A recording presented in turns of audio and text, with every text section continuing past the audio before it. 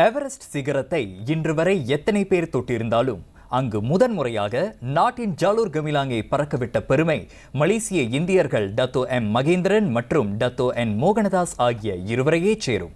சுமார் 30 ஆண்டுகள் கடந்த போதிலும் உலகின் உயர்ந்த சிகரத்தை அடைந்த அவர்களின் சாதனை இளைஞர்கள் உட்பட நாட்டின் பல தரப்பினருக்கு தன்னம்பிக்கை, அர்ப்பணிப்பு மற்றும் அச்சமின்றி கனவுகளை துரத்தும் மனப்பாங்கினை ஏற்படுத்துகின்றது.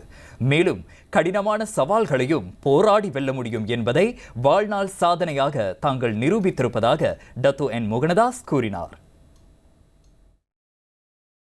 1997 ஆண்டு மே 23ஆம் தேதி இளைஞர் மற்றும் விளையாட்டு அமைச்சின் ஆதரவோடு மலேசிய மலையேறுவோர் சங்கம் ஏற்பாடு செய்திருந்த மலேசிய எவரெஸ்ட் பயணம் மூலம் டத்தோ மகேந்திரனும் டத்தோ மோகனதாசும் அம்மலையில் வெற்றிகரமாக ஏறி சாதனை படைத்தனர்.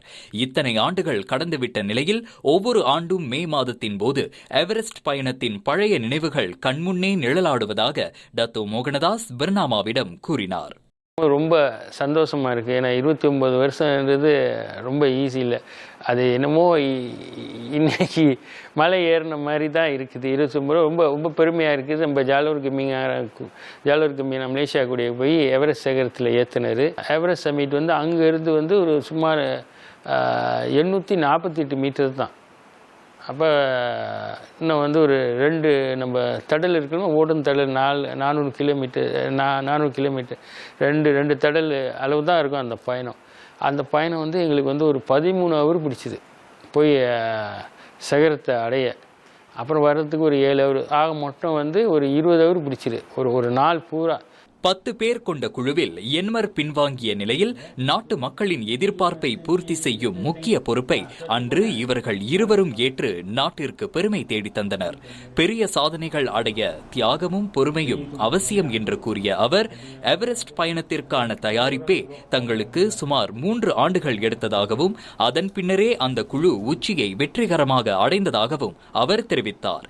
தற்போது மலையேறும் நடவடிக்கை என்பது பெரும்பாலான இளைஞர்களுக்கு பொழுதுபோக்காகவும் இன்னும் சிலருக்கு அது வாழ்க்கை முறையாகவே மாறிவிட்டதையும் அவர் குறிப்பிட்டார்.